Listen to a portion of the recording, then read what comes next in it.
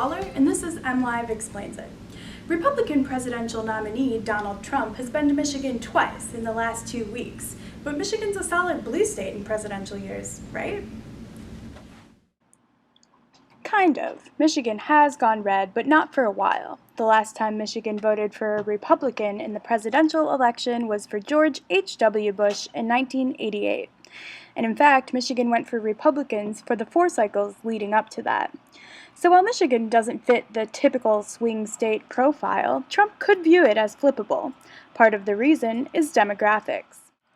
In a recent national poll by The Economist and YouGov, 1,076 respondents were asked if the 2016 presidential were being held today, and the candidates were Hillary Clinton, the Democrat, Donald Trump, the Republican, Gary Johnson, the Libertarian, and Jill Stein from the Green Party, who would you vote for?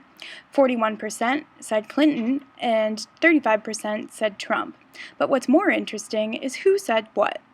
Trump only topped Clinton within 3 demographics: men, people over age 65, and white people. Michigan is, on average, older and whiter than other states. As of July 2015, information from the U.S. Census Bureau, Michigan was 79.7% white, compared to 77% nationally.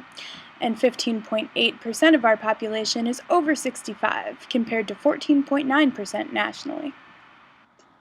That said, Clinton is ahead in the polls. A polling average from Real Clear Politics for the presidential contest in Michigan has Clinton winning by 7.3 points in a head-to-head with Trump. In Michigan polling averages that include Green Party and Libertarian candidates, Clinton is still up by 4 points. But if there's one thing Michiganders learned in March, it's just how wrong polls can be.